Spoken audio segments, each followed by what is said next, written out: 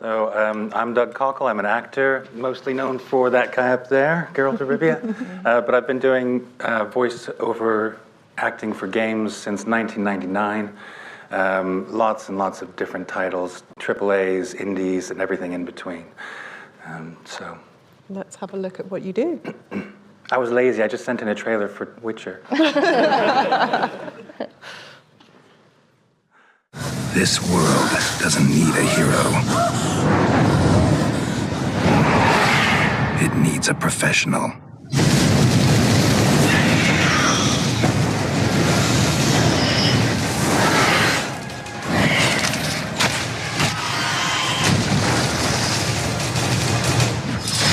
The Witcher Wild Hunt, May 19th. Where do you get inspiration for building on what you've got in a script? Or... Well, it's a little different from writing a game, obviously. In terms of character creation, there are a lot of things that inspire what an actor might do in the studio. Concept art, I always find really, really helpful. So anybody out there who's developing a game, before you bring actors in, if you can provide them with some concept art in the studio, it's really helpful. It just helps us to kind of get our heads around the world that the character lives in. Doesn't have to be the character itself, but that's very helpful, obviously. But the world that the character lives in. I'm taking notes on that for my games. It's for a number of games. I've had concept art, and I've always it's always taken me somewhere I didn't expect. So that's really helpful. Interesting. But what stage do you get brought in, and what stage would you like to be brought in? Oh, two questions really there. Right, yeah. The actors usually get brought in towards the end of the process, which is not surprising. So when the script has been written, the narrative has been designed, then that's when they go to the voice actors. I had an interview recently, and I suddenly things were coming out of my face that I must have been thinking beforehand, but I really liked this idea when it came out of my face, so I'll share it with you. I think there's Flora, we were just talking, he's done exactly this, so there's a precedent for it. I would love it if I, for example, were brought into the writing and narrative design stages early on. That involves a whole lot of things, issues around casting and whether a company can afford that, and then those are all things to consider and talk about. But I think that there is, just for example, in the theater, playwrights often work with a group of actors to develop a play. So a similar kind of thing could be built into a game development situation. And I think that there is potentially some really fruitful collaborative work that could come out of a situation like that. So at the moment actors are, I was going to say they're an afterthought. They're not, and not so much anymore, but they used to be an afterthought. It was something that they had to tack on to the end of the development process. More and more actors are becoming part of the process, and that's a really, really welcome progression in the industry. So, I'd like to see it progress even more so that actors can be more part of the development process earlier on. What's it like being a voice actor who's trying to create the results of all these branches? How does it work when you're given your scenes and, this is path A or path B or, Well, very helpfully, if there are paths for the player to choose, the actor is usually given some kind of a summary of what those different choices result in. How the story changes, how the character is affected, how the world is affected, things like that.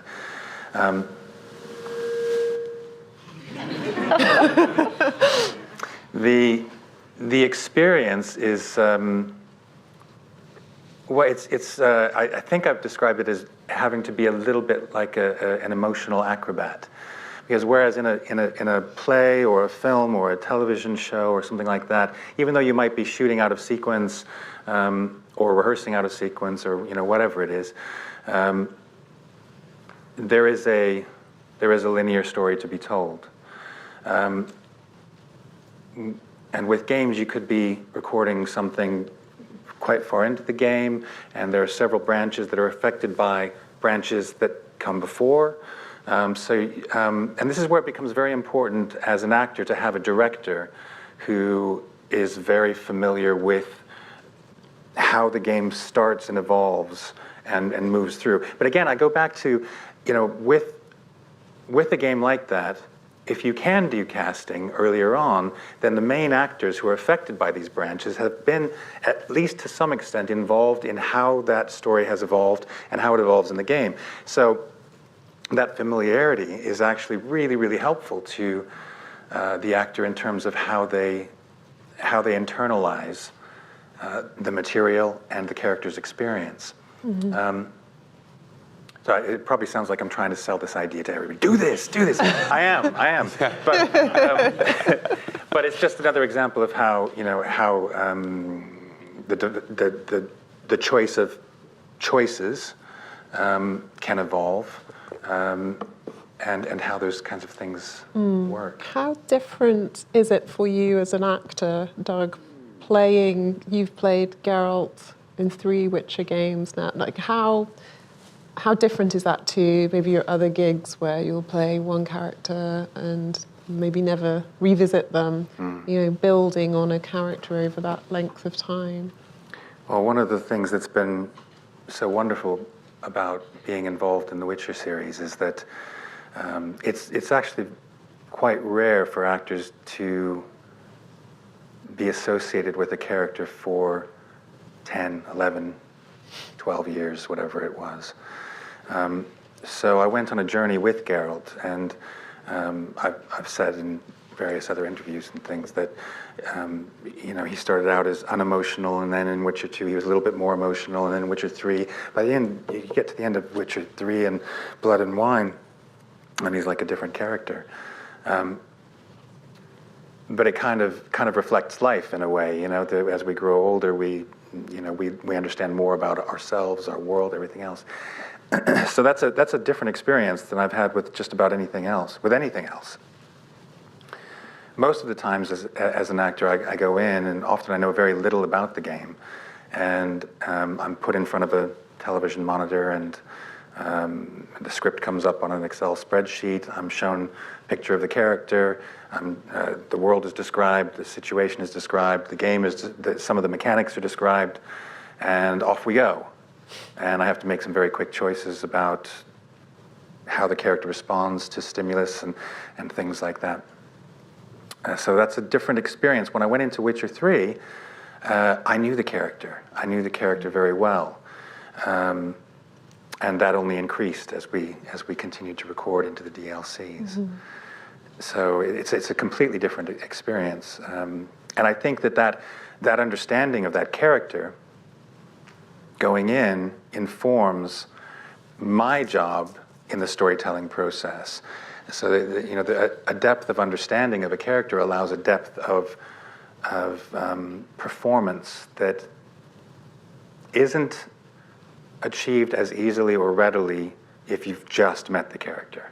In Witcher 3, the choice that I found most difficult was whether to give Ciri over to Emperor Emir or not. I think that was one of those choices, and this is when I played it, not when I recorded it. That was one of those choices where I had to stop and really go, wow, well, what's going to be best for Ciri? And that's a really interesting choice to come up against in a game, that kind of power. I have kids, so any of you who have kids, whether they're yours or not, if you care about them, making decisions that directly affect someone you love, those are the hardest. Those are the most difficult. So that one I think stands out for me as a choice that had to be made that I had to really mull over. But another one that comes to mind in The Witcher is the choice, and hopefully I'm not giving anything away, but the choice whether or not to have a snowball fight with Siri. And small spoiler alert, the choice you make does have a direct impact on the ending that you get. So, and you can alter that ending still, but it does send you down a particular branch that there's very little coming back from. So, and I knew that when I got there, so I made a particular choice for what I wanted. I knew the endings that were possible. I didn't remember all the choices, though, and I didn't remember all the branches, thankfully, because then I could play the game as a player, not as someone who knew the story. Yeah. Do you get to hear the music before you act? Or? No, almost never. No, but that, again, that would be a really helpful stimulus to have when an actor is recording. So, again, basically, the more of your world, your game's world, that you can share with the actors before they record, the better, or even during. And I know that there are some vocal production companies who are starting to toy with this a little bit. I've seen footage of an actor working in a studio, and the soundscape for the moment that the character is in had already been built. So they were able to play that back for the actor through the headphones, and they were then acting the dialogue with that soundscape around them. So, I mean, that's incredible. One of the, I'm off. Sorry, this is a little bit of a tangent, but it's really important because something I'm often asked about is the difference between acting for video games and acting for other forms, other mediums. And one of the main differences is that when you're in a vocal booth, you don't have the props, the costumes, the set, the music that's being played under your scene, or whatever, the other actors to interact with. So anything that the developer can give to an actor that already exists can only help enhance their performance in the studio. Performance capture is a little bit different, and often there is more available to the actors. But still, again, the more you can offer, the better that actor is going to be able to tell the story you've hired them to tell.